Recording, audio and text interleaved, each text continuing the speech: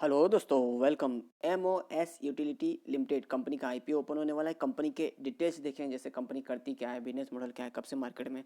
Company का financial status देखेंगे, जैसे कि सेल्स ग्रोथ कैसा है, प्रॉफिट ग्रोथ कैसा है, आईपीओ लाने का कारण देखेंगे, और आईपीओ का price band, opening date, closing date, valuation क्या लगा ये देखें, और जीएमपी अपडेट, और फाइनली इस आईपीओ में अप्लाई करें या अवॉइड करें ये भी देखें। तो दोस्तों, जैसे मैंने आपको कंपनी का नाम बताया, एमओएस यूटिलिटी आईपीओ, जो कि 31 मार्च को ओपन हो रहा है और 6 अप्रैल 2023 तक चलेगा। अभी कंपनी करती क्या, कब से मार्केट में। तो कंपनी की स्थापना जुलाई 2009 में हुई, यानी कि कंपनी का 13 साल से भी ज़्यादा से मार्केट में प्रेजेंस है। अभी कंपनी करती क्या है, तो कंपनी यहाँ प्रोवाइड करती है डिजिटल प्रोडक्ट्स और सर्विसेज, जो कि बिजनेस टू कंज्यूमर और बिजनेस टू बिजनेस और फाइनेंशियल टेक्नोलॉजी सर्विसेज भी यहाँ कंपनी प्रोवाइड करती है।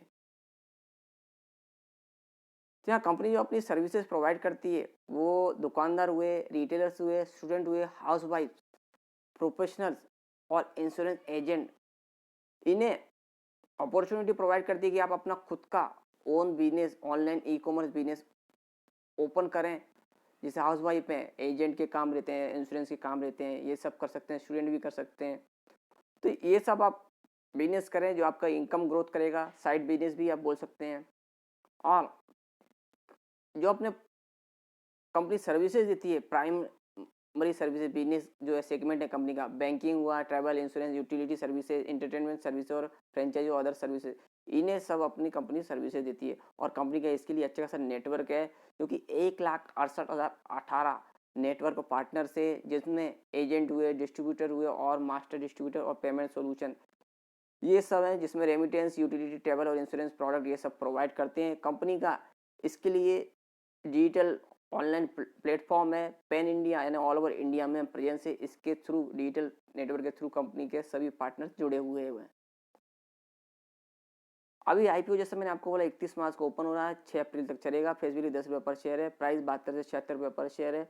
लॉट साइज 1600 शेयर का है, टोटल साइज 49.97 करोड़ का है, जिसमें फ्रेश लगभग 42 करोड़ और ओपर पर सेल 8 करोड़ का है। Issue size book build issue है, लिस्टिंग एनएससी से एसएमई होगा, और रिजर्वेशन तो क्यू आई बी कैटेगरी के लिए 50% का अलॉटमेंट, एन आई आई जिसे मैं चेन्नई कैटेगरी बोलते हैं 15% का, और रिटेल कैटेगरी के लिए 35% का अलॉटमेंट रखा गया है। टेंटेटिव में 31 मार्च को आईपीओ ओपन, 6 अप्रैल तक चलेगा। 12 अप्रैल को अलॉटमेंट होगा। 13 अप्रैल को जिन्हें अलॉटमेंट नहीं मिलेगा उनका पैसा रिफंड किया जाएगा, और जिन्हें अलॉटमेंट मिलेगा उनके डीमेट कॉमन शेयर 17 अप्रैल को क्रिएट होंगे। लिस्टिंग 18 अप्रैल को। लॉट साइज मिनिमम 1 लॉट और मैक्सिमम 1 लॉट। 1 लॉट में 1,600 शेयर, क्योंकि एक एसएमई आईपीओ है, और इसके लिए 1,21,600 अमाउंट इन्वेस्टमेंट मिलेगा। और एच एन आई कैटेगरी में हम 2 लॉट अप्लाई कर सकते हैं, जिसमें 3,200 शेयर देंगे, 2,43,200 अमाउंट इन्वेस्टमेंट मिलेगा। और आईपीओ में प्रोमोटर्स का होल्डिंग आईपीओ के पहले 82.91%, आईपीओ के बाद का लगभग अपडेट नहीं, लगभग यहाँ 70 और 74% के लगभग रहेगा। और प्रोमोटर्स में श्री चिराग शाह जी और कुरजी भाई रुपेरेलिया और स्काई ओशियन इंफ्रास्ट्रक्चर लिमिटेड, ये कंपनी के प्रोमोटर्स में। कंपनी का फाइनेंशियल ग्रोथ देखते हैं तो दोस्तों, आप यहाँ पे फिगर्स लैक्स में है, और मार्च 20, मार्च 21, मार्च 22 और सितंबर 22 यानी हाफ ईयरली मार्च 23 की फिगर है। एसेट कंपनी का देखें तो मार्च 20 में 2,500, जो कि मार्च 21 में थोड़ा सा कम देखने को मिला 2,459, और मार्च 22 में दोबारा कंपनी एसेट बढ़ा 3,513। सितंबर 22 तक 4,970 लाख का कंपनी का एसेट। तो कंपनी के एसेट थोड़ा देखें ईयर बेस पे बड़े हैं, पर यहाँ पे मार्च 21 में ज़रा कम देखने को मिले। रेवेन्यू ग्रोथ देखें तो मार्च 20 में 9,156, जो कि मार्च 21 में कम देखने को मिला 6,792 लाख का ओनली, और मार्च 22 में 8,094, सितंबर 22 तक 5,435 लाख का, यानी कि मार्च 23 तक यहाँ पे 11,000 के करीब कंपनी का रेवेन्यू ग्रोथ जाते हुए नजर आएगा। तो रेवेन्यू ग्रोथ देखें तो ओवरऑल यहाँ पे मार्च 20 में अच्छा खासा अपट्रेंड में था, पर उस रेंज में यहाँ पे अभी तक जाते हुए नजर नहीं आया। अभी हो सकता है कि मार्च 23 में जो मार्च 20 के मुकाबले यहाँ पे रेवेन्यू ग्रोथ अपट्रेंड में जाए। प्रॉफिट देखें मार्च 20 में 128 लाख का, जो कि मार्च 21 में कम होकर 84,69 लाख का हुआ, और मार्च 22 में 157,67 लाख, और सितंबर 22 तक 195 लाख का प्रॉफिट भी कंपनी का, यानी थोड़ा बहुत अप्स एंड डाउन भरा हुआ है, पर थोड़ा सा ईयर ऑन ईयर बेस पे ग्रोथ देखने को भी मिल रही है। अभी नेटवर्क देखें तो 602 लाख का, जो कि मार्च 20 में था, मार्च 21 में बढ़ के 687 लाख, मार्च 22 में 844, और सितंबर 22 तक 1,940 लाख का नेटवर्क कंपनी का अच्छा सा इंक्रीज वृद्धि होती हुई दिख रही है ईयर ऑन बेसिस पे। रिजर्व सरप्लस देखें तो मार्च 20 में 583 लाख, जो कि मार्च की बढ़ के 667, मार्च 22 में 825 और सितंबर 22 में देखें तो दोस्तों ओनली 62 लाख का ही कंपनी के रिजर्व सरप्लस है। तो ये यहाँ पे रिजर्व सरप्लस एकदम से कम हो गए। और कंपनी पे कर्ज देखें तो मार्च 20 में 538, जो कि मार्च 21 में 812, मार्च 22 में 1296 और सितंबर 22 तक 878 के कंपनी के कर्ज है। तो यहाँ कंपनी ने थोड़ा कम कर्ज कम किया है, पर रिजर्व सरप्लस दोस्तों यहाँ पे कम हो गए। तो यहाँ लगभग बात वहीं पे आ गई।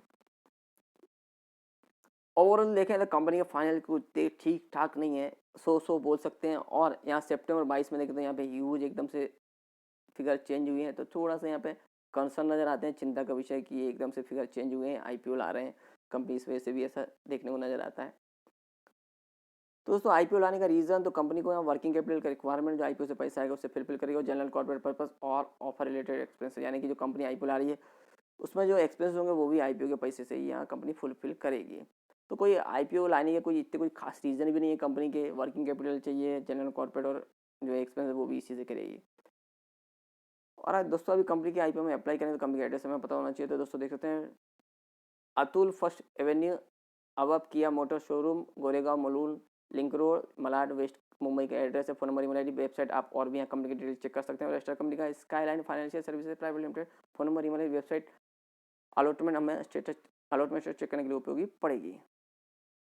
वैल्यूएशन मार्जिन देखें तो 2000 फाइनेंशियल 2022 के हिसाब से ईपीएस 0.86, पी रेशो 83.72 से 88.37। तो दोस्तों देख सकते हैं कितने पी रेशो कितना हाई है। और रिटर्न ऑन नेटवर्थ देखें तो 18.66%, एनएवी 4.63%, आरओसी 12.91%, एबिटा 4.87% और डेट इक्विटी 1.53 है। तो दोस्तों यहाँ पे कंपनी की जैसे मैंने आपको बोले फाइनेंशियल यानी ठीक ठाक भी बोल सकते हैं, पर इतने कोई स्ट्रॉन्ग नहीं है। और पी रेशो देख सकते हैं कितने हाई है, यानी कि कंपनी का वैल्यूएशन है वो हाई लेवल पे लगाया हुआ है। और ये फाइनेंशियल 2022 के हिसाब से 2023 के हिसाब से देखें तो और भी यहाँ पे पी रेशो हाई जाते हुआ नजर आएगा, यानी कि कंपनी का वैल्यूएशन अच्छा खासा महंगा लगाया हुआ है।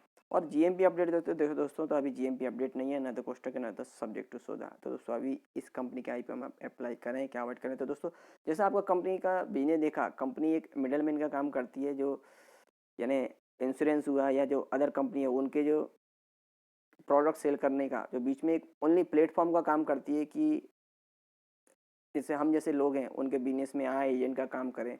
तो यहाँ पे दोस्तों वैल्यूएशन जो मार्जिन है कंपनी का बहुत कम है इस सेक्टर में। और आगे चल के गवर्नमेंट की कोई नीति भी आ सकती है कि भाई बीच के जो मिडल मैन है उनको एजेंट है कम करना चाहती है गवर्नमेंट, तो हो सकता है कंपनी के बिजनेस पे इसका बहुत ज़्यादा असर पड़े आगे चल के। तो दोस्तों इस कंपनी में इस लेवल पे इन्वेस्टमेंट करना बहुत बहुत रिस्क हो सकता है, और हाई वैल्यूएशन में कंपनी अपना आईपीओ लाई है। तो दोस्तों इस कंपनी के आईपीओ को आप अवॉइड करें, फिलहाल इसमें अप्लाई ना करें। दोस्तों और भी आईपीओ आ रहे हैं और भी अपडेट आते रहेंगे। अपडेट के लिए please like share subscribe my channel.